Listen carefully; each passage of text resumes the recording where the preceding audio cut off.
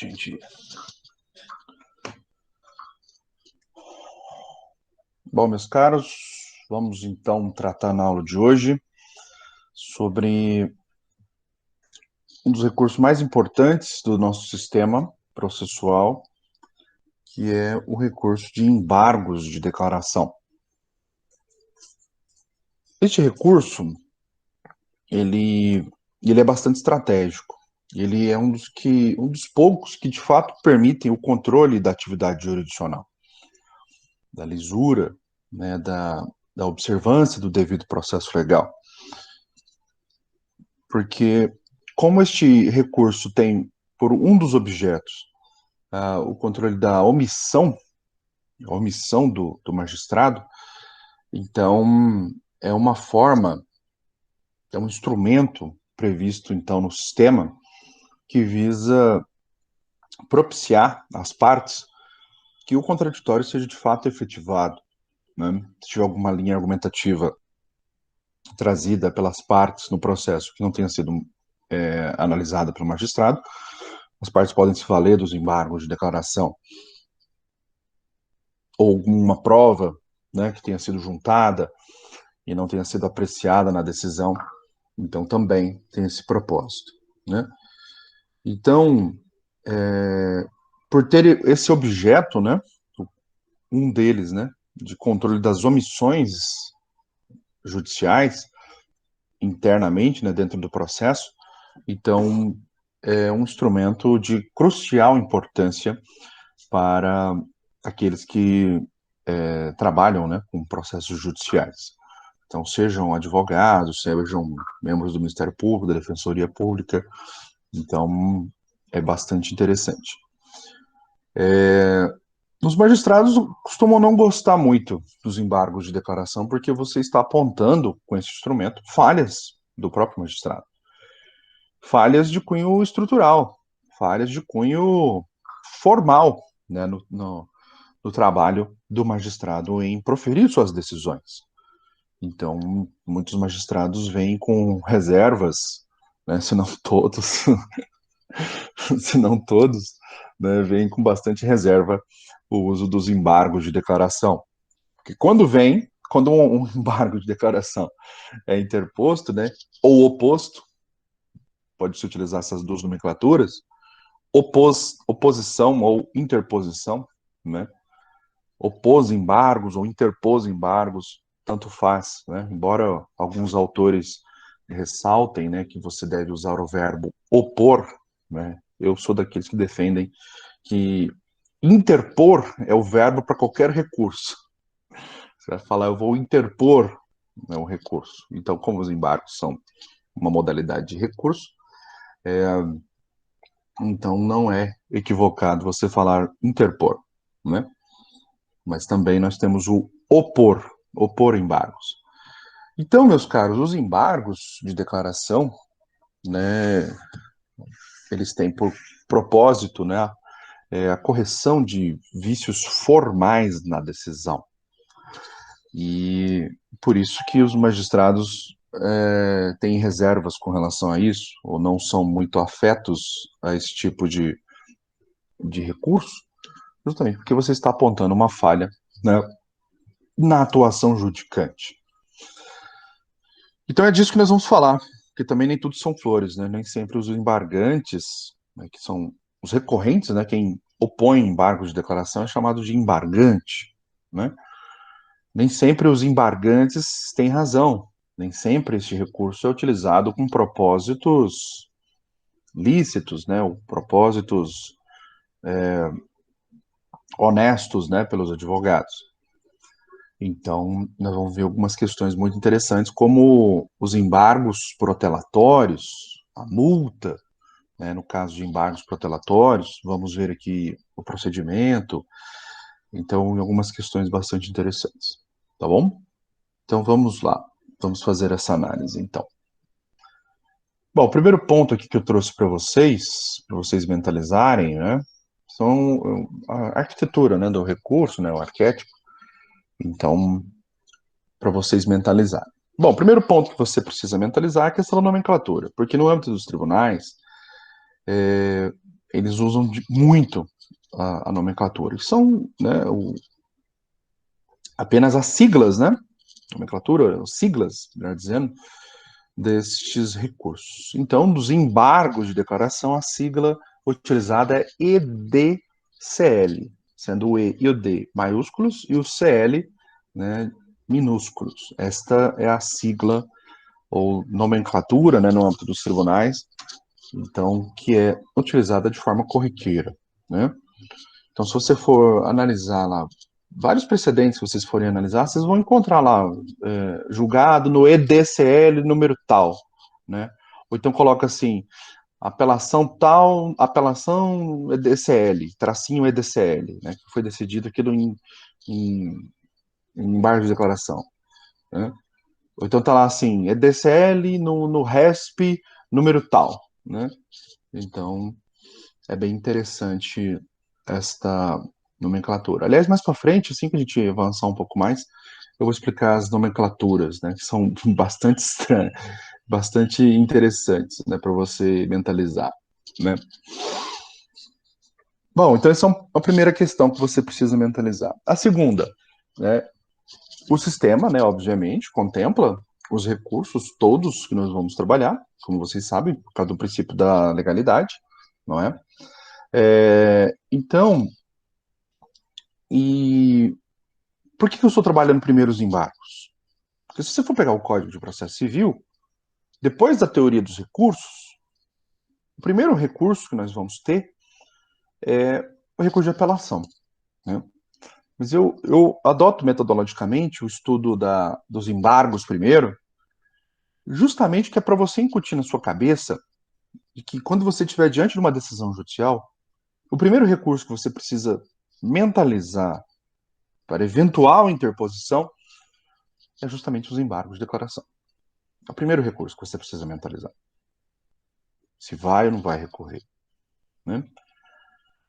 Porque tem o prazo de 5 dias apenas, e como ele tem um propósito de apontar falhas estruturais, falhas formais na decisão judicial, então esse tem que ser o primeiro recurso que tem que estar na sua cabeça, em mente. É o primeiro recurso que você precisa avaliar, você precisa analisar se é cabível ou não.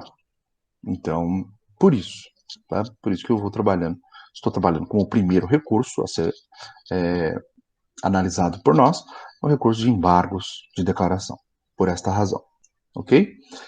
Então, fica aí essa dica de ordem prática, né? Você se deparou com a decisão, ó, foi publicada uma decisão, vamos ver se comporta embargos de declaração. Comportar, ok, vamos opor os embargos de declaração.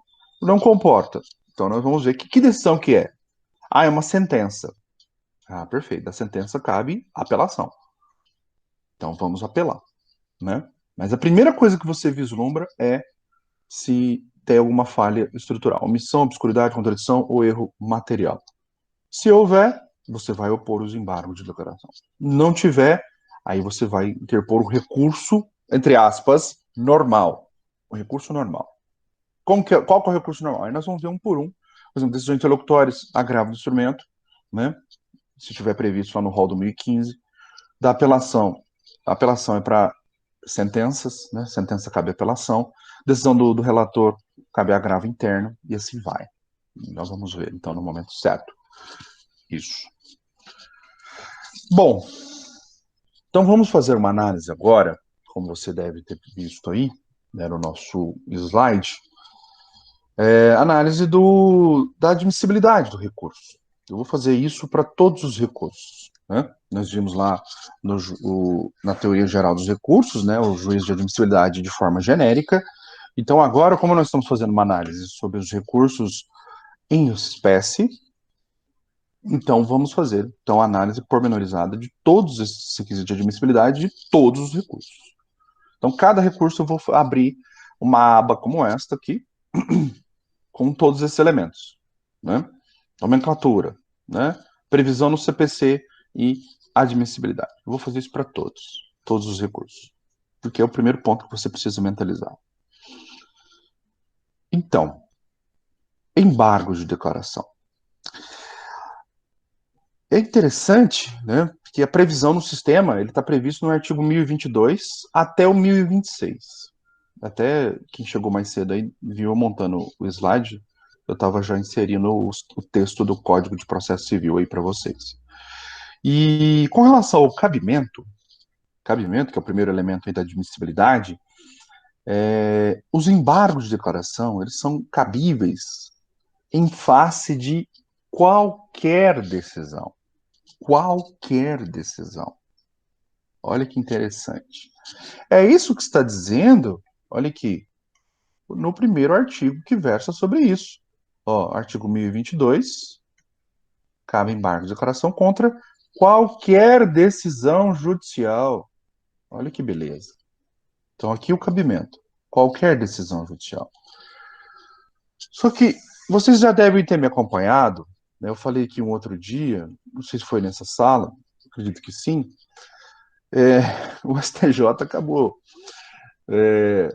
O STJ ele é tão apegado à chamada jurisprudência defensiva, né, de criar requisitos que não estão previstos em lei, ou situações não previstas em lei, que o STJ este ano, pelo que eu acompanhei, criou uma hipótese não cabimento de embargo de declaração. Então, apesar de você ter visto aí, né, que está dito aí no 1022, como você está vendo, até destaquei de amarelo, que é cabível embargo de declaração para qualquer decisão, o STJ disse o seguinte: se você interpuser embargo de recurso especial para o STJ e desta decisão, o juízo de admissibilidade desse recurso, do RESP para o STJ, é feito pelo Tribunal de Justiça ou Tribunal Regional Federal, pelo próprio presidente ou vice-presidente. E ele que vai fazer a admissibilidade. Todos esses elementos aí, cabimento, legitimidade, interesse, okay, tudo isso. Quem faz, então, é o presidente do tribunal recorrido. Aí que tá. Desta decisão, que faz a admissibilidade do RESP, se o recurso foi inadmitido, né, dessa decisão não cabe embargos. O STJ inventou isso. Inventou. Né? Depois eu vou mandar o precedente para vocês, mas é muito curioso. De onde que eles tiraram isso? Sendo que o 1022 é claríssimo, clareza solar, dizendo que qualquer decisão é oponível, né, o recurso de embargo de declaração. Qualquer decisão. Então, você está diante de uma decisão interlocutória, ela tem lá omissão, obscuridade ou contradição, você pode opor os embargos de declaração. Você está diante de uma sentença, mesma coisa. Está diante de uma decisão monocrática do relator. O relator decidiu monocraticamente. Também cabe embargo de declaração, desde que tenha preenchido aí o suporte fático, que é a omissão, a obscuridade ou a contradição. Nós já vamos analisar. Então, e também tem o erro material, né? Não faz menor sentido o STJ sendo ativista e criando situações que não estão previstas em lei, quebrando a própria base do sistema, que fala que para se admitir, né, para se criar requisito de admissibilidade ou de inadmissibilidade de um recurso, tem que haver a previsão legal. Então, vocês vão se deparar com essas situações, né? Então, o que a gente vai dizer? Né? Toda e qualquer decisão judicial cabe embargo de declaração, exceto se estivermos diante de decisão de admissibilidade de RESP e DRE, né? De recurso especial. Que aí não tem como. Aí o STJ não admite embargo de declaração com relação a isso, né? Enfim, é um mal-estar que o STJ tem nos causado nos últimos tempos, né? De a lei ser taxativa com relação a algumas afirmações, e as palavras têm sentidos, né, significantes e significados possíveis. Quando se fala que é qualquer decisão, perceba, não dá para você restringir, você fazer um duplo twist carpado hermenêutico para falar, não, aqui não. Né? Isso é casuísmo. Isso aí que o STJ fez é casuísmo, a gente chama de casuísmo. Então, E por isso que eu acho interessante o posicionamento do Pedro Miranda de Oliveira, que é professor da Federal de Santa Catarina. Ele chama isso, não é jurisprudência defensiva. Jurisprudência defensiva, só para lembrar, né, são aquelas hipóteses que o tribunal cria situações de inadmissibilidade do recurso. Situações não previstas em lei. Isso não é defensivo, isso é ofensivo, que ofende direitos fundamentais. Mas, enfim. E às vezes acaba pegando de surpresa. Um caso que eu tive a oportunidade de analisar foi justamente esse. Né? Um colega advogado me procurou para eu fazer a análise do cabimento de um recurso e eu fui analisar aquilo e deparei com essa decisão, que para mim foi uma decisão surpresa. O STJ falando, olha, aqui não cabe embargo. Como não? Né? Aí que tá, de onde você tirou isso? Né? Então eles trabalham muitas vezes na base do porquê sim, né? Porque sim. Igual quando você falava com a sua mãe, né? Por que eu tenho que fazer isso? Ela, sua mãe, porque sim. Tipo, não discuta. Então, o STJ tem muito disso, né? Então, é incrível, incrível. Eu acho, tem hora que, na área de processo civil, tem cada decisão da STJ que eu acho lamentável, para não falar coisa pior. Na área de execução, então, nossa, meu Deus, inacreditável. Pois bem, vamos continuar, então, lá no nosso barema, lá, no nosso esquema. Então, olha só. Então, cabimento, né? Segundo 1022, qualquer decisão judicial comporta embargos de declaração. Enfim, vocês já viram aí a exceção casuística que o STJ criou. Pois bem, legitimidade. Aí nós temos aquela mesma regra que nós já vimos. A legitimidade para embargar é tanto do autor quanto do réu, Ministério Público quanto terceiro, quanto custos legis, e também não está vedado o uso dos embargos por parte do terceiro interessado. Né? Olha só, eu estou lembrando aqui uma questão muito interessante.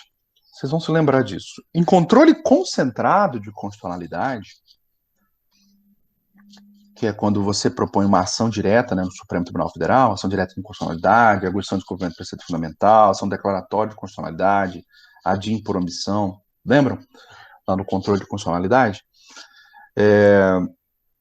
Eu tenho aula aqui no canal, no meu canal do YouTube, eu tenho aula sobre isso. Se vocês tiverem interesse, tem uma playlist própria lá sobre isso no meu canal. Bom, se vocês quiserem relembrar. Lá no controle concentrado, lá fala taxativamente que, olha, não cabe recurso. Porque você já está no Supremo. A ação foi proposta direto no Supremo Tribunal Federal. Então, não tem mais para onde recorrer, não é? Mas reparem, lá fala que nas ações de controle concentrado de constitucionalidade, o Supremo analisa a lei em tese, né? Cabe embargos de declaração. É o único recurso cabível. Embargos de declaração. Então percebam, se até lá no controle concentrado de constitucionalidade fala que não cabe recurso algum, mas cabe embargos de declaração, né? Quem é o STJ, né, para falar que não cabe, né? De inventar uma situação não prevista em lei, né? Então é bastante revoltante isso, né? Então sempre vai ter, meus caros, ou pelo menos deveria ter, porque o grande mal-estar do direito você já deve ter percebido, né? Mal-estar do direito, qual é? Ser, que é a realidade, o dever ser, que é o que deveria ser, né? Então, o que deveria ser, essa linha de raciocínio do artigo 1022 que nós acabamos de analisar, é que, mesmo que você esteja diante de uma decisão irrecorrível, mesmo que se fale, essa decisão é irrecorrível. Irrecorrível, vírgula. Cabe embargos de declaração se a decisão for omissa, obscura, contraditória ou se nós estivermos diante de um erro material. Essa é a leitura que você tem que fazer do sistema recursal. Falou que não cabe recurso, cabe embargo de declaração. Tá bom?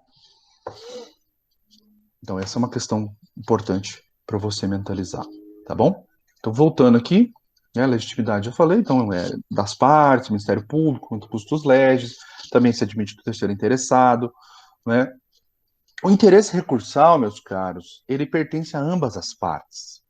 Ambas as partes possuem interesse recursal, então ambas as partes podem embargar, olha que interessante, se vislumbrarem que há uma omissão, uma obscuridade, uma contradição ou erro material.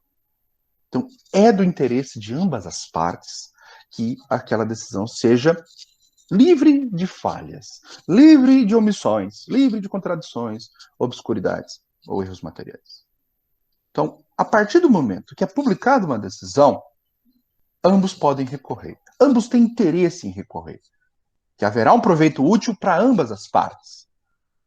Há uma necessidade também para ambas as partes. Porque lembra que o binômio aqui, interesse recursal, é um binômio necessidade-utilidade, não é? Então, há um proveito útil para ambos. Então, ambos podem recorrer.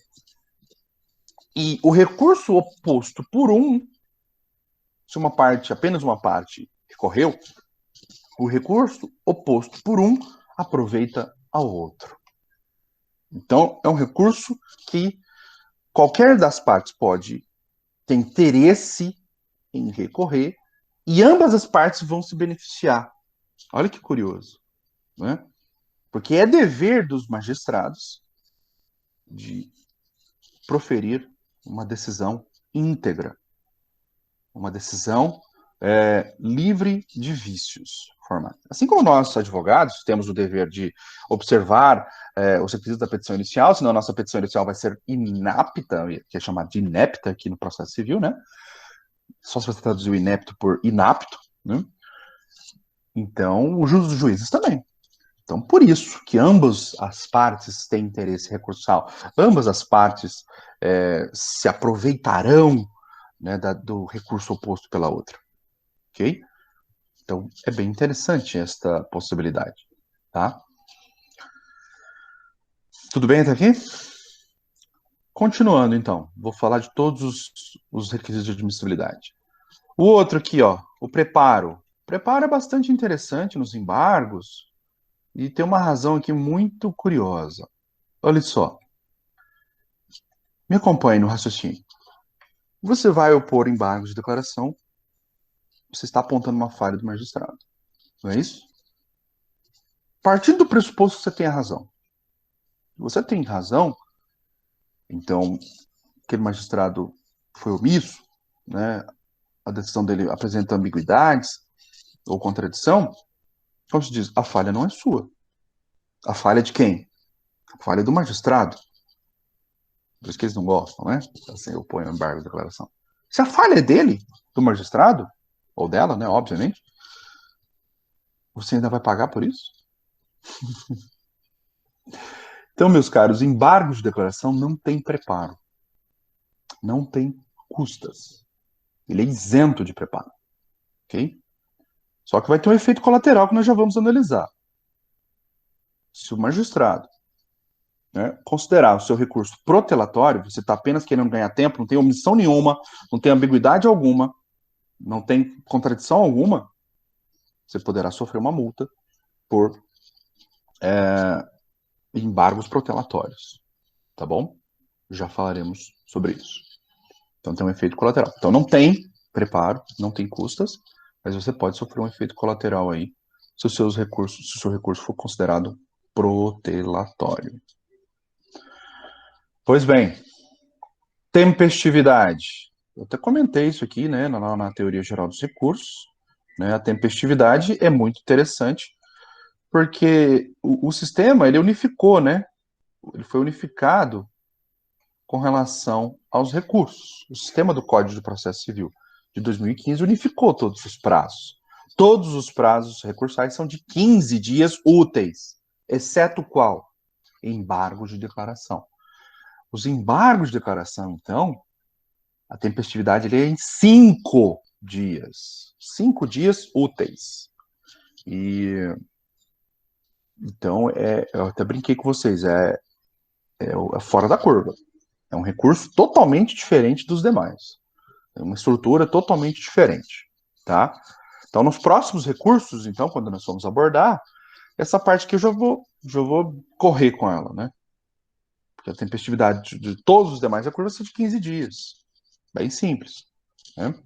Então, só aqui você tem que tomar cuidado, só nos embargos de declaração, que o prazo é diferente, 5 dias. Todos os demais recursos, os 8 recursos faltantes, que nós vamos analisar, são 9. Né? Dos 9, só os embargos têm prazo de 5 dias. Os outros 8, 15 dias úteis. Tá bom? Então, bastante simples aqui. Ok? E regularidade formal. Bom, regularidade formal eu já vou comentar quando da análise do procedimento, tá? Então, você vai ter que opor perante o próprio prolator da decisão, você tem que apontar expressamente aonde está a falha. Então, já vou comentar sobre isso, tá bom? Bom, próximo item, então, vamos falar então um pouco, né, então, o que é essa omissão, obscuridade, contradição, erro material, né? Então, vamos mencionar então um pouco sobre isso, né? Para a gente evoluir. E lembrando que esses pontos aqui, que eu vou ressaltar agora, esses pontos são justamente o mérito dos embargos. É até outro ponto interessante, né, que os embargos têm um mérito diferente, porque nos 8 recursos faltantes, nós vamos analisar, o mérito vai ser ou reforma da decisão ou anulação. Aqui, o propósito é próprio, ou você busca a integração da decisão, integração porque houve uma omissão, ou você busca o esclarecimento, né? O esclarecimento, porque você está diante de uma obscuridade, uma contradição ou de um erro material, né? Então, aqui o mérito dos embargos é próprio, é algo bastante peculiar, né, do estudo dos embargos de declaração, ok? Pois bem, então vamos lá. Contradição. A gente fala em contradição, né, quando você estiver diante de uma incompatibilidade entre a narrativa, entre o que foi narrado na fundamentação, com a conclusão.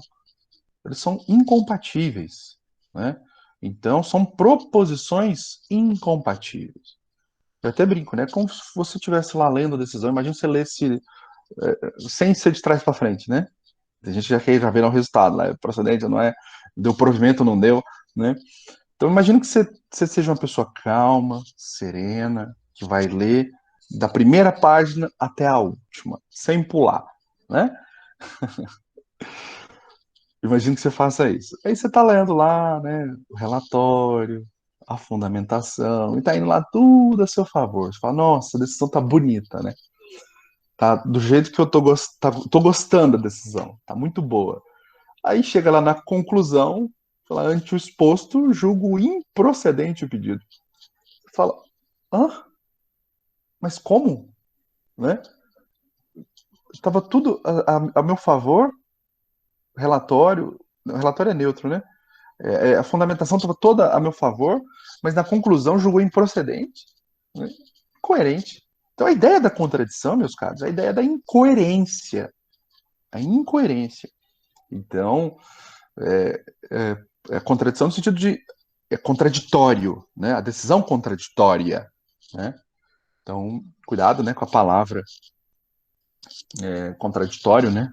Que pode ter mais de um significado, né? Porque contraditório também é o princípio processual inerente que pode ser muito utilizado nas omissões, né? O desrespeito ao contraditório como fundamento da omissão.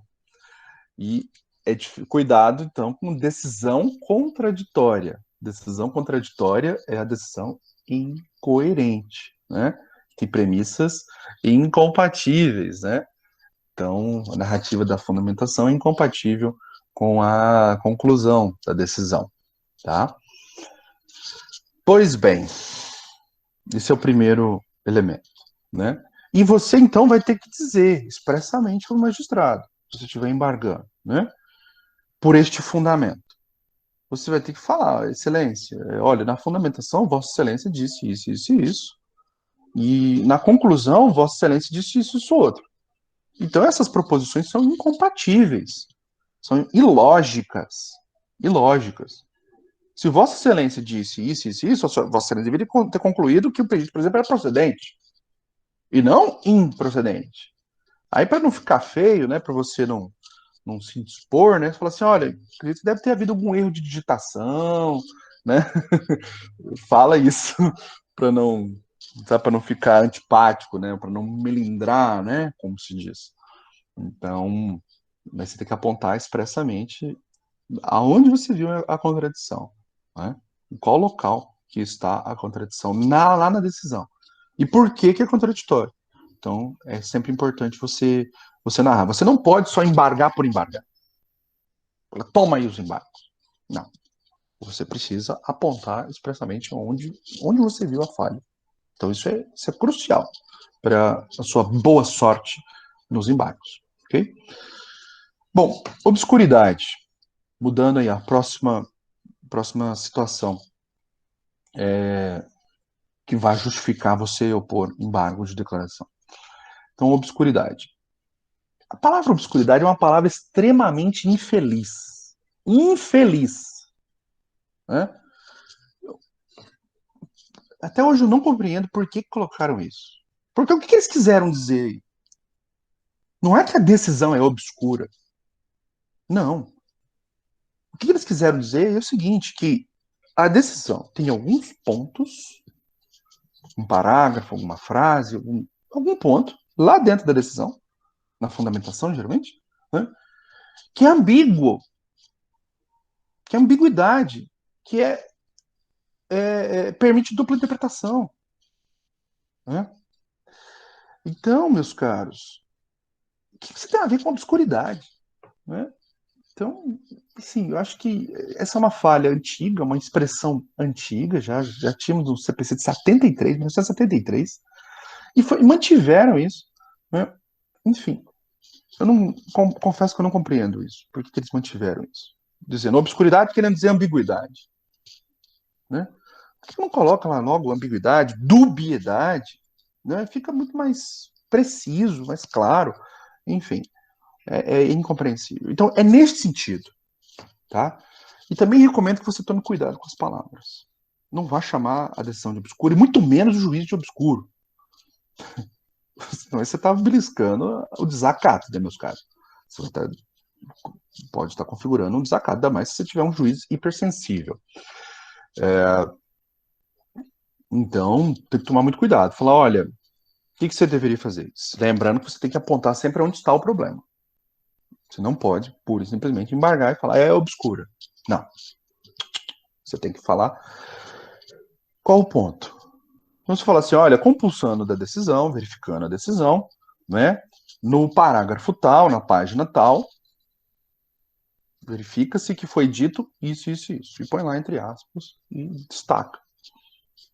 Né? Esta expressão, esse parágrafo, dá a entender, há uma ambiguidade, há um duplo sentido. Dá para entender isso, dá para entender aquilo. E aponta. Então, quais os sentidos possíveis ali? Né? Faltou uma vírgula, faltou, às vezes, uma pontuação, não sei, que dá o duplo sentido, né? Todo mundo sabe a importância de você pontuar bem, né? Então, aponta o erro e diga, né? Aonde que está o ponto ambíguo e quais são os possíveis sentidos ali que você vislumbrou. E pede para o magistrado, então, né, esclarecer aquele ponto, né? Então, essa é a técnica que você tem que falar. Falar, olha, no parágrafo tal, vislumbrou-se na expressão, coloca lá a expressão, um duplo sentido, uma ambiguidade. Né? O que configura o suporte fático da obscuridade, nos termos do artigo 1022. Ok? Então, é sempre bom você falar isso. Né? O trecho é ambíguo e a ambiguidade configura o suporte fático da obscuridade. Ok? Então, é curioso você ter que fazer esse jogo de palavras, né? Mas é importante. Porque se você for uma pessoa desastrada com as palavras e vai falar, olha, Vossa Excelência foi obscura, a caixa de Pandora vai abrir, meu amigo. E todos os males do universo vão aparecer ali naquele seu processo.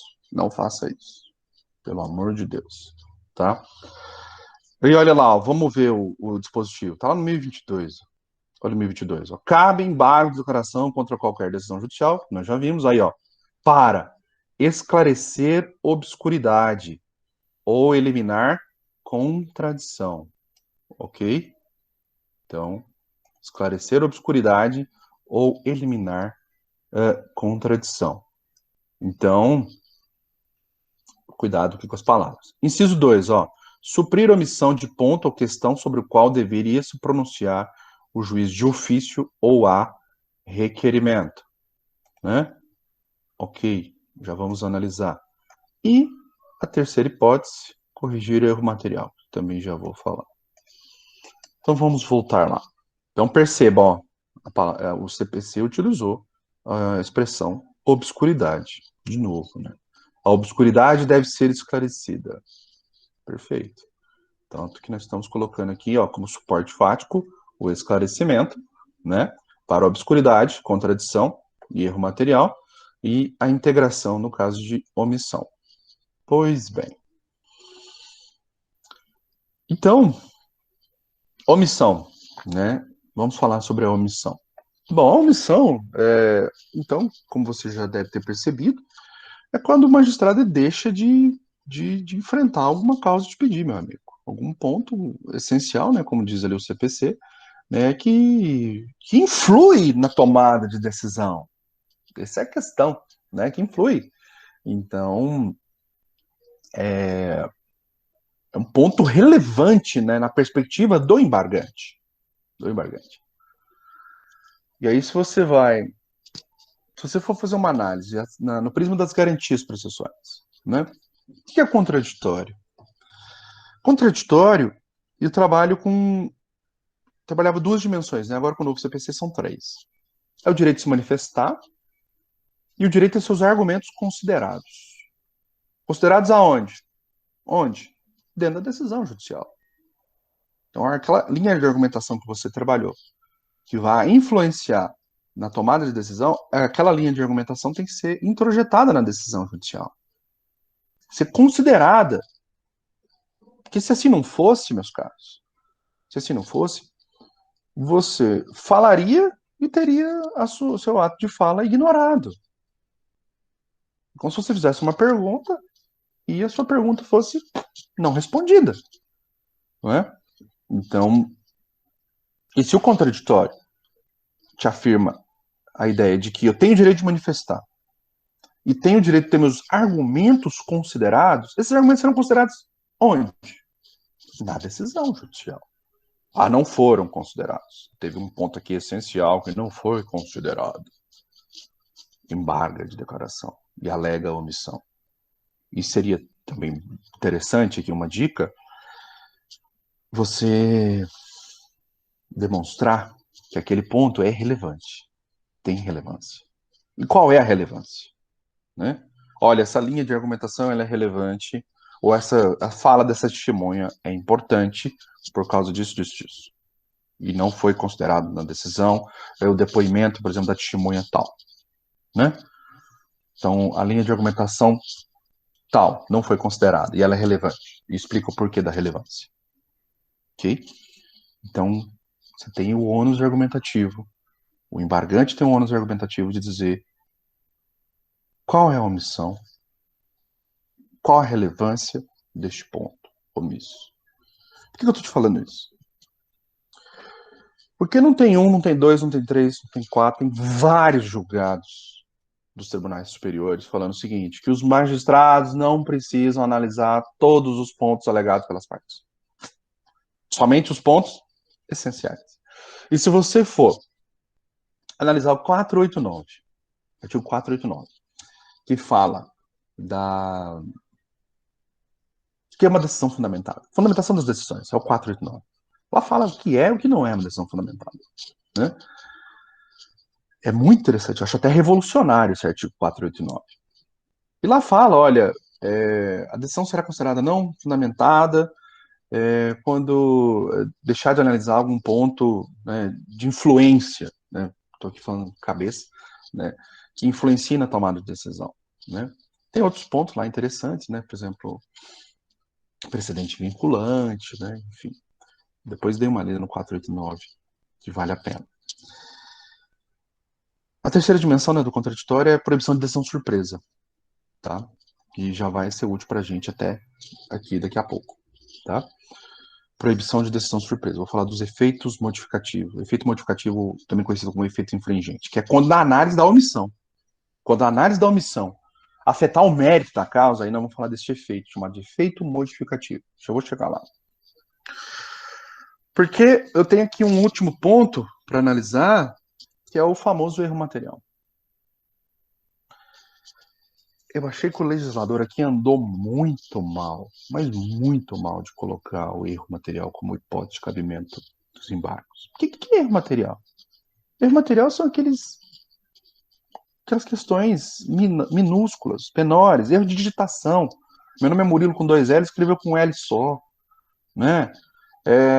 Escreveu lá por escrito, né? Condena o réu, né? Procedente à ação, lá, aí era 180 mil. Escreveu por extenso 180 mil. Mas na hora de colocar os números, colocou 18 mil, né? Então são erros de digitação.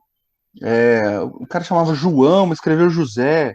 Ou então não, era Rubens Correia Júnior, esqueceu de colocar o Júnior. Né? Então não, colocaram filho. Ao invés de colocar Rubens Correia Júnior, colocaram não, Rubens Correia Filho. Né? Então, enfim, são questões menores, questões praticamente insignificantes, né? Que isso são chamados então de erros materiais. E antes, isso aí poderia ser corrigido de ofício. Bastava você apontar lá na secretaria, né? Quando isso acontecia, você falava, olha, tem um erro aqui de digitação, e você apontava e eles mesmos faziam correção de ofício, né? Não precisava embargar, né? Então, e o que você... Por que eu acho que andou mal aqui o legislador? Porque, primeiro, é, você vai estar dando margem para pessoas, às vezes, com, que não tenham boas intenções, né? Que, verificou, colocou filho ao invés de júnior. Vou embargar. Porque aí está embargado. Então, até que vá para o magistrado analisar, até que se profira uma decisão corretiva, até que se publique novamente, ele ganhou tempo. Ganhou tempo. Porque nós vamos ver que um dos efeitos da decisão é interromper o prazo para outros recursos. Então, se eu embarguei, estou diante de uma sentença. Da sentença cabe apelação. E aí, se eu embargar, interrompe o prazo. Interrompe o prazo. Até que o juiz, né, se pronuncie sobre aqueles embargos. Então, você está diante de um erro material simples aí. A parte vai lá que quer ganhar tempo e fala, opa, né? Bingo, né? Consegui aqui uma situação para ganhar alguns meses, né? E tem lugares que está levando meses mesmo. Se for o TRF da primeira região, meu Deus, esquece, como se diz o outro. Esquece, embarga e esquece, larga lá, né? Eles vão analisar, sabe-se lá quando, né? Depois que os extraterrestres aparecerem. Aí que eles vão embargar. Pois bem, que eles vão embargar não, que eles vão analisar. Né? Tá uma coisa calamitosa, o TRF da primeira região. Enfim, meus caros, eu achei que aqui foi totalmente desnecessário, né? Poderia ter colocado, então, alguma coisa assim, olha, em caso de erro material da decisão, poderá, por petição simples, a parte solicitar a correção, né, sem qualquer interrupção de prazo, né, ou efeito suspensivo. Eu sugeriria isso, né? Então, às vezes, se aquilo está te incomodando, né, você quer que aquilo seja corrigido, você quer formalizar aquilo, ok, então faz uma petição simples, sem natureza recursal, né, sem efeito interruptivo de prazo, sem efeito suspensivo de nada. Então, eu acho que deveria ter sido feito desta forma. E não introjetar isso dentro do cabimento de embargos, né? E que pessoas de má fé, e não são poucas, infelizmente, né? Lembrando que a nossa classe de advogados tem uma fama considerável, né? E infelizmente os inocentes pagam pelos pecadores, né? Enfim, achei que andou mal o legislador aqui neste ponto, ok? Então, meus caros, fechando aqui, né? Então, o mérito dos embargos, percebam, vocês estão vendo aí o panorama todo.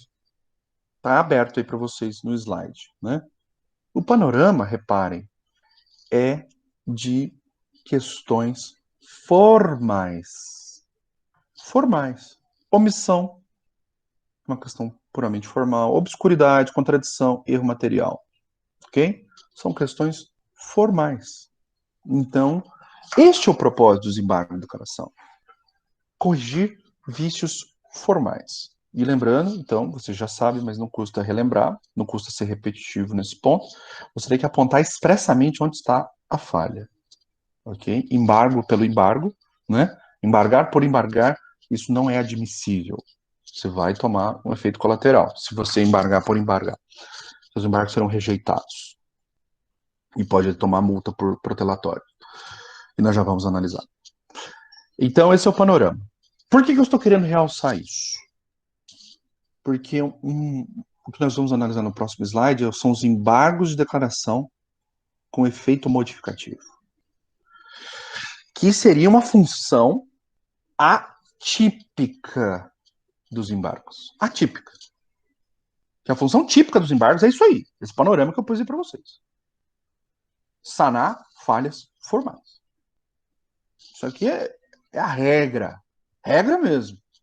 Tem que ser 90 e tantos por cento dos casos, tem que ser com esse propósito aqui. Agora, eu vou falar dos embargos, eu vou entrar nesse assunto primeiro. Os chamados efeitos modificativos, para aproveitar a explicação, para não ficar cortando, voltando, indo, voltando. Né? Efeito modificativo, então, deixa eu mudar aqui o slide. Né? Ou infringente, estava no último tópico, né? Eu vou. Peraí. Vou pôr em primeiro para nós.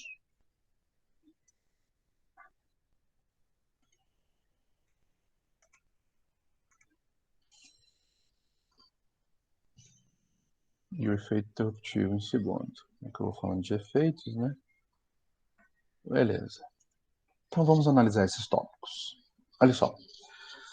Efeito modificativo, também conhecido como efeito infringente. Eu não gosto dessa expressão efeito infringente, porque pode ensejar uma confusão. Pode fazer com que você se confunda com embargos infringentes. E olha como pode, de fato, gerar uma confusão. Porque isso aqui nós estamos falando de embargo de declaração. Com efeito infringente, que é diferente de embargos infringentes. Olha que loucura, né? É quase igual. Então, para você falar o seguinte, olha, é diferente, eu prefiro falar o seguinte: embargos infringentes e embargos de declaração com efeito modificativo. Fica mais suave até. Aliás, aqui no processo civil tem várias expressões que você precisa fazer substitutivo para ficar suave ou para ficar mais inteligível, né? Igual coisa julgada. Só se traduzir para caso julgado, né? Olha só como fica suave. Petição inepta, né? Só você traduzir para petição inapta, não apta, né? Então, aqui é mais uma delas, mais uma situação que você precisa dar a devida tradução para que ela fique mais palatável, mais inteligível, né? Então, esse chamado efeito modificativo, que alguns chamam de efeito infringente, é o seguinte. Só para lembrá-los, né, nós já explicamos isso, que embargos infringentes não existe mais, né? Existiu até o CPC de 1973, né, durante a vigência do CPC de 73. Então, a partir da vigência do Código de 2015, extinguiram esse recurso e ele visava, então, integrar, né, ali a Câmara é composta por 5, né, você chamar os outros 2 desembargadores que não votaram para fazer com que aquele voto vencido se tornasse voto vencedor. Nós explicamos isso em outra aula. Então, agora nós estamos diante o que era um recurso, tornou técnica de julgamento. Né? Então, se você estiver diante de um julgamento por 2-1, não vai caber mais embargos infringentes. Mas aí o presidente da Câmara, né, vai convocar os outros dois desembargadores para fazer a adesão aos votos vencedores ou ao voto vencido. Né? Então, por isso que extinguiram os embargos infringentes, porque agora não cabe mais então esse recurso, ele se tornou uma técnica de decisão. Tá? Nós explicamos isso lá na teoria geral. Só estou relembrando. Tá? Mas lá no penal ainda tem embargos infringentes, no penal. Então, vocês, quando forem estudar processo penal, recursos no processo penal, então vocês vão se lembrar disso. Tá? Mas, enfim, o que é efeito modificativo? Ela é diretamente ligado à omissão. Pode acontecer do ponto omisso do magistrado ser tão relevante, ou de ser de tamanha magnitude, né, que... Vou fechar aqui, que vindo um barulho lá de fora. Ser de tamanha magnitude a omissão que vai afetar o julgamento do mérito. Então, lembre que eu te acabei de te dizer no slide passado. A função típica dos embargos de declaração é correção de falhas formais. Não é a função dos embargos de declaração rediscutir o mérito. Você não pode rediscutir o mérito nos embargos de declaração.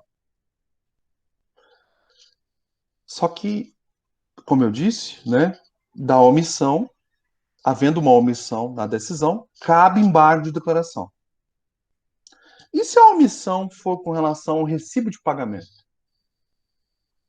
Você pagou a dívida está paga. O magistrado não viu o recibo de pagamento. Né? E foi lá e te condenou a pagar de novo. Você falou, pô, peraí. Ou então não, você alegou prescrição. Prescrição fulmina a pretensão. E o magistrado não falou nada da prescrição, ele não analisou se aquela causa está prescrita ou não. E te condenou a pagar. Pensa. Então você tem um panorama. Veio lá a sentença, julgou o pedido do autor procedente para condenar você, né, ou seu cliente, a pagar lá a importância tal. Né? Você olha aquilo e fala assim, como assim? Eu aleguei prescrição, essa ação está muito prescrita. Ou então não está aqui um recibo de pagamento. Né? Então, não poderia ter condenado meu cliente. Pode ser alguma. Né? Absurdo. Decisão absurda. O que você vai ter que fazer? Falar, olha, tem um ponto essencial à análise do mérito que não foi considerado. O pagamento, a prescrição. Olha aí a essencialidade, a relevância. Que se o magistrado tivesse analisado esses pontos, a sorte da ação seria outra. Aliás, seria oposta. Se a ação for julgada procedente, e se ele tivesse analisado a prescrição, a ação deveria ser julgada improcedente. Ou seja, um cavalo de pau, né? Teria que ter dado aí. Então, meus caros, aí que tá. Quando o ponto omisso for de tamanha relevância que afete o mérito da causa, aí nós falaremos desse efeito, chamado efeito modificativo. Por isso que chama efeito modificativo, que é quando da análise dos embargos com relação a ponto omisso, né? O magistrado, ao analisar esse ponto omisso, essa omissão, ele vai ter que modificar totalmente a decisão. Então, por isso chama efeito modificativo. Ele vai ter que modificar, não é uma questão formal, acrescentar um parágrafo a mais ali. Não, ele vai ter que mudar tudo. Ou praticamente tudo. Por isso que eu brinquei com a expressão, aspas, cavalo de pau. Né? Então ele está em uma direção, ele vai ter que voltar, vai dar a direção oposta. Então, por isso chama modificativo, efeito modificativo. Também conhecido como infringente, efeito infringente. Então, olha só. Só que nós acabamos de dizer também que o contraditório, Agora tem uma dimensão que é a de proibição de decisão surpresa, não é? O magistrado, quando verificar que da análise dos embargos de declaração, né, ele tiver que então dar efeito infringente, né, efeito modificativo, ele vai ter que então intimar a parte contrária para ofertar as contrarrazões. Contrarrazões. E aqui a gente cai numa outra exceção, também muito interessante. Porque embargo de declaração não tem contrarrazões. Não tem, como regra. Mas, se o juiz for dar efeito modificativo, se o juiz for mudar totalmente, né, o mérito da causa, né, pela análise daquela omissão, então, para evitar a decisão surpresa para a parte contrária, né, ele tem que intimar essa parte contrária para ofertar as contrarrazões. Ou seja, abrir vista para a parte contrária para que ela se manifeste, para ter o contraditório resguardado. Porque pensa o seguinte, olha que curioso. A parte contrária propôs uma ação de indenização. Né? A ação foi julgada procedente. E condenou lá o réu lá, por exemplo, R$ 100.000. O que você acha que aconteceu quando o advogado viu aquela decisão? Na hora ele dá aquela ligada pro cliente, fala, opa, ó, nem para ele pagar de bonzão, né? Para falar, olha, nós ganhamos aquela ação, 100 mil, viu? Te falei, né? Te falei que eu ia conseguir, né? Às vezes o cara, né, que é papudo, né, quer falar demais. Enfim, ele dá aquela ligada pro cliente e fala da boa sorte da decisão. Aí vem o réu e entra com embargo de declaração, alegando omissão com relação à prescrição. Vai para o magistrado, né? E o magistrado verificando, a causa está prescrita. A causa está prescrita. Então não podia ter julgado essa ação procedente. Não podia ter condenado o réu a pagar 100 mil. Então a ação aqui, os embargos devem ser providos. O embargante tem razão. A ação está prescrita, eu não vi, né? E vamos ter que mudar totalmente a decisão. Vai ter que ser uma nova sentença. Totalmente diferente. E aí? O autor está achando que ganhou. Já até informou o cliente, não é? Então, o que o magistrado tem que fazer? Para evitar a decisão surpresa, vai ter que falar: intime-se o embargado. Quem que é o embargado? O cara lá que ganhou, o autor da ação, né? Que ganhou os 100 mil. Intime-se o embargado para se manifestar acerca da, aspas, prescrição. Já tá dando aquela sinalizada, né? É uma sinalização. Aí eu falei, ô, meu amigo, você vai se danar nessa, que você vai se dar mal. Mas como eu não posso decidir sem antes consultar, porque tem que ter o contraditório, né? Se manifeste aí, vai. Convença. Para ver se os seus argumentos são mais fortes que o outro. Que às vezes eu não vi, né? Alguma questão aqui, né? Se manifeste. Se manifestou, apresentou ali, apresentando ou não as suas razões ali, né, pelo embargado, né? O magistrado vai proferir uma nova decisão, diametralmente oposta. Isso é o efeito modificativo ou infringente. Mas percebam, eu insisto, isto é função atípica dos embargos. Não é próprio dos embargos que isso aconteça. Então, isso aqui é uma situação excepcional. Excepcional. Né? Aliás, o magistrado tem que ficar muito esperto com relação a essas teses. Né? Então, pode acontecer de um ponto omisso ser tão relevante que afete o julgamento do mérito. Caso isso aconteça, então, os embargos terão um chamado efeito modificativo. Vão alterar o julgamento do mérito. Tá bom?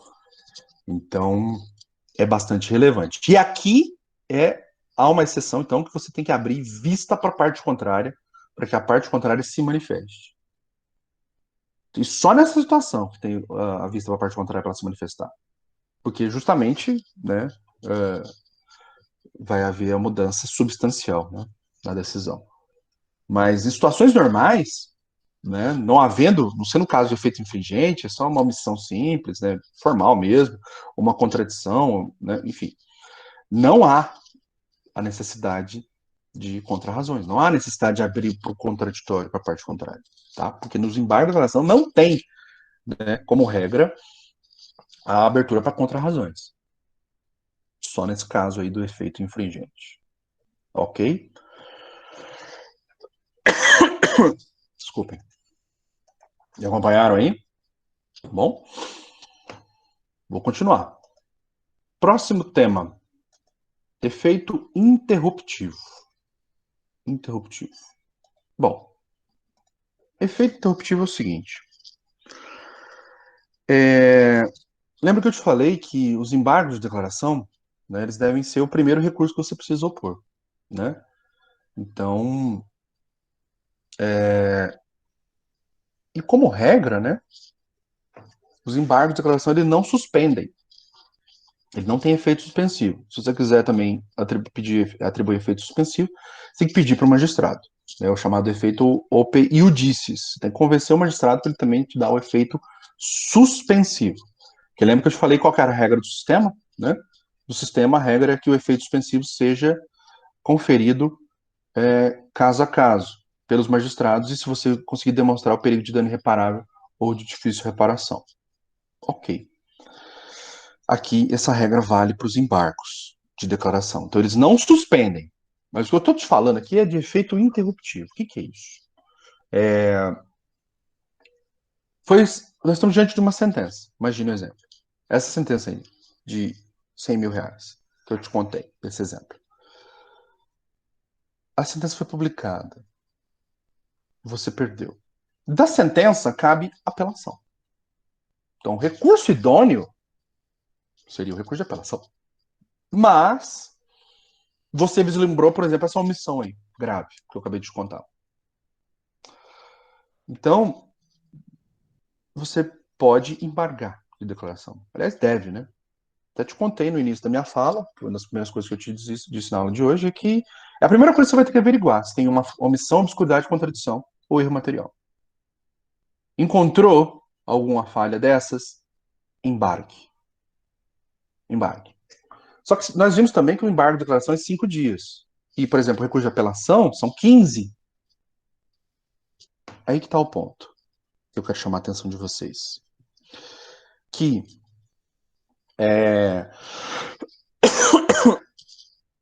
com a tossinha chata, né?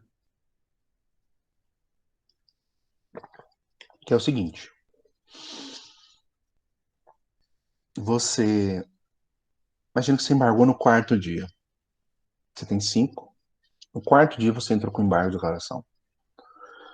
A partir do momento que você interpõe embargo de declaração, então o prazo que tinha começado a contar passou 4 dias.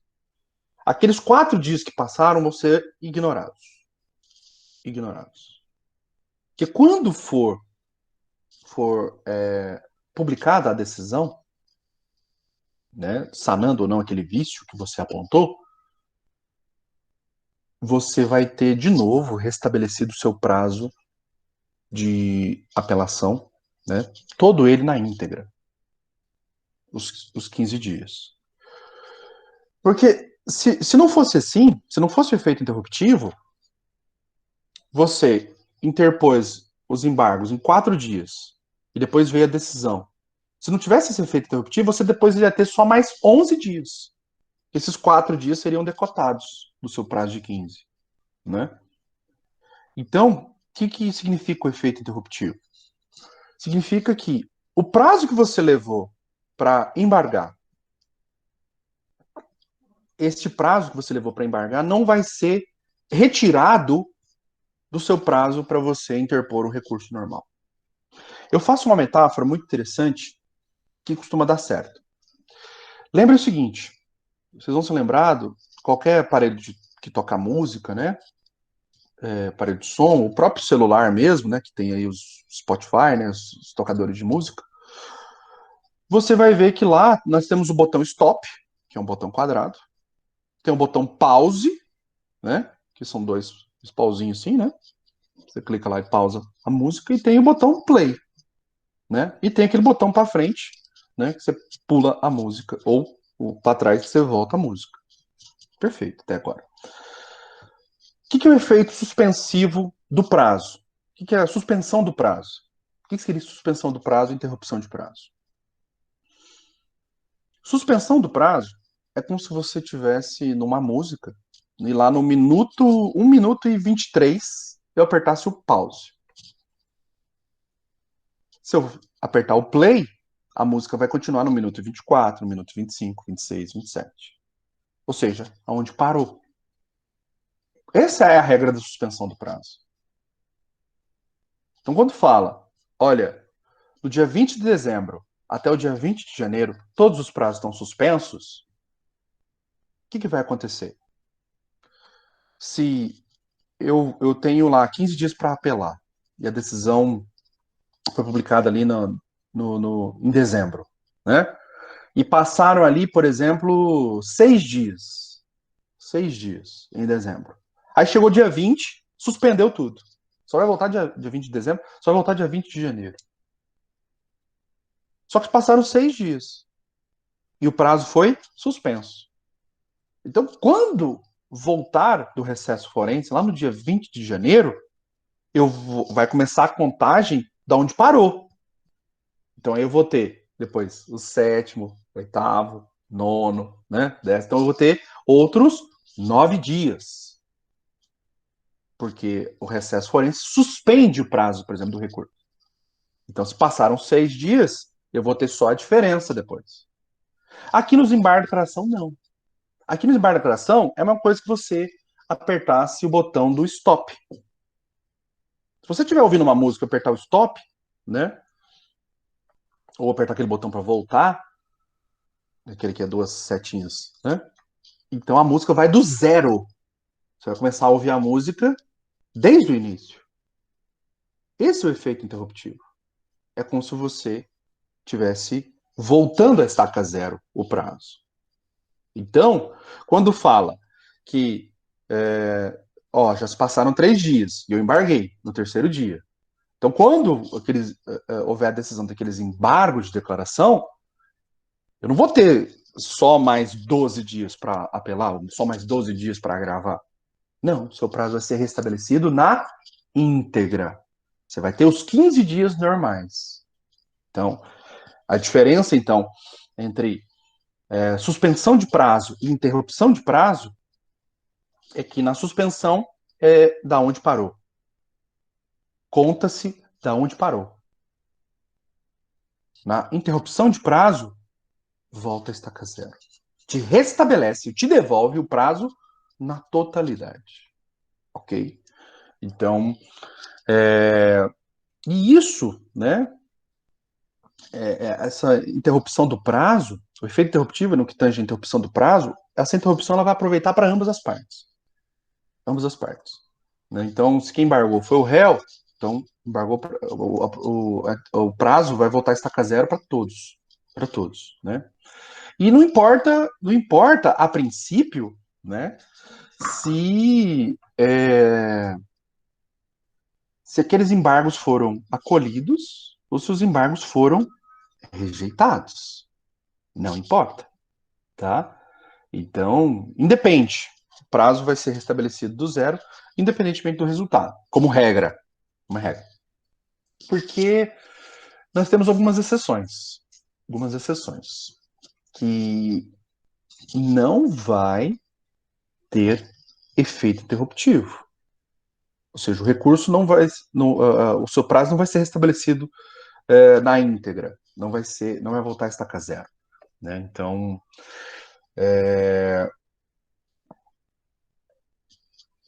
algumas situações, né? Então, se os seus embargos forem intempestivos, você embargou no sexto dia, ao invés de embargar em 5 dias, né? Então, se está fora do prazo seus embargos não vão produzir efeito algum, não é? Então, não vai conferir efeito interruptivo isso. Então você vai lá, embargou e está aguardando, né, o julgamento dos embargos. Aí olha que curioso, né? Você está lá aguardando o julgamento dos embargos, passou lá, por exemplo, um mês, né? Imagino ter sido rápido, né? Passou só um mês. Aí vem lá o magistrado e fala: olha, rejeite os embargos porque eles são intempestivos, estão fora do prazo. O que o juiz vai estar te dizendo aí? Fala, meu amigo, né? Como diz, a casa caiu. Porque seus embargos estão fora do prazo, então, se eles estão fora do prazo, eles não interrompem a contagem. E qual que era o recurso cabível se não fosse embargo? Ah, era uma sentença, da sentença cabe apelação, né? Então, olha que curioso. Se você embargou fora do prazo, quando do julgamento desses embargos, quando o magistrado chegar e falar assim, olha, estou rejeitando os embargos porque está fora do prazo, a sua decisão já vai estar transitada e julgada. Então, imagina aquela situação. Me condenou a pagar 100 mil, né? Ele esqueceu de alegar, esqueceu de analisar a prescrição, que ia mudar totalmente a sorte do, da causa, né? Ia mudar tudo, tudo. Aí eu vou lá e embargo no sexto dia. Falar, não, eu vou alegar a prescrição, vai mudar tudo, né? O que eu perdi, então eu vou ganhar. Beleza. Embargou no sexto dia, ou seja, se perdeu o prazo. Aí o magistrado levou lá 2 meses para analisar aquilo. Foi publicada nova decisão, falando, olha, em que pese, né, a oposição dos embargos, né, pese talvez, às vezes ele fala, né, pese até que tenha razão, mas os embargos foram intempestivos. Então, eles estão sendo rejeitados, os embargos serão rejeitados, né, e como era uma decisão de mérito, condenando seu cliente a pagar 100 mil, então com a rejeição dos embargos, aquela causa já transitou em julgado, meu amigo. Porque quando você interpôs os embargos de declaração, fora do prazo, não interrompeu, não interrompeu a contagem do. Não interrompeu a contagem do prazo, né, do recurso. Meu menino apareceu aqui. Então não houve interrupção da contagem. E aí que tá, né? Então, quando do julgamento desse recurso, esse recurso foi tido como não conhecido, e logo aquela decisão, então, vai ser definitiva, que você não impugnou a sentença, né? Você perdeu o prazo. A outra hipótese, então, que não se confere efeito suspensivo, efeito interruptivo, né? É no caso de reiteração da reiteração, né? Então, você opôs embargos declaratórios, né? E eles foram considerados protelatórios, né? Então,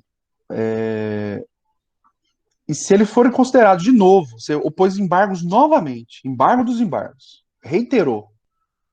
Então, esses novos embargos protelatórios, além de você poder sofrer a multa, né, por ser um recurso protelatório, você também perderá o chamado efeito interruptivo. Então, o efeito interruptivo é uma regra, mas se ele não acontecer, ele vai ter efeitos nefastos para você, efeitos bastante complicados para você, né? Então, é bastante curioso isso. Então, o que se espera, né, que interrompa, né?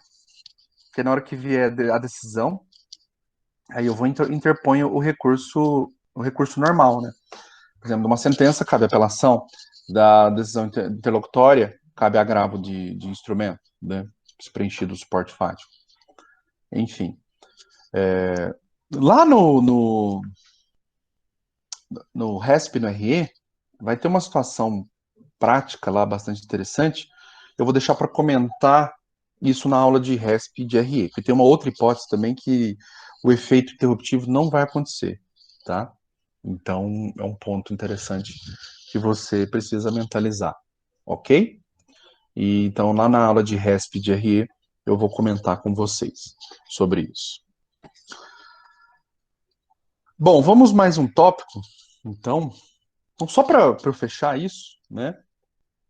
O efeito interruptivo, então, é como se você começasse o prazo do zero para os demais recursos. E a suspensão do prazo, o efeito suspensivo do prazo, é como se você pausasse, né?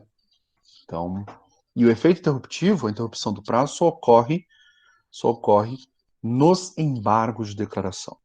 Então, cuidado que nessas situações de punição, né, você pode ter um efeito colateral aí complicado, bastante complicado. Bom,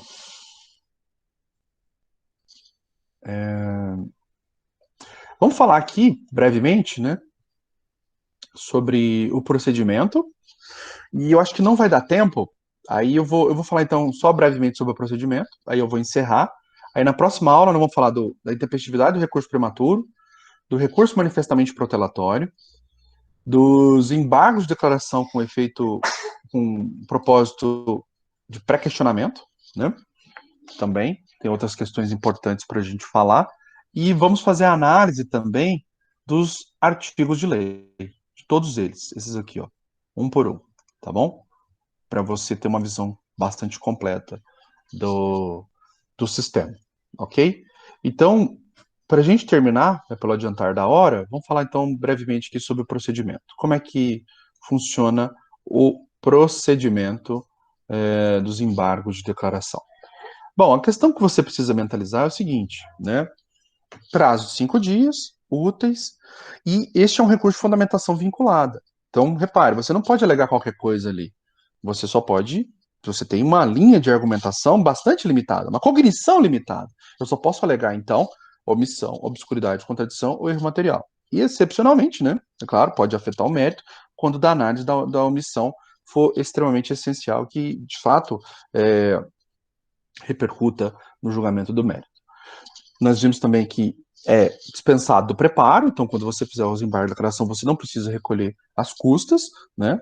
Que é um recurso, entre aspas, gratuito, né? Então, e o endereçamento.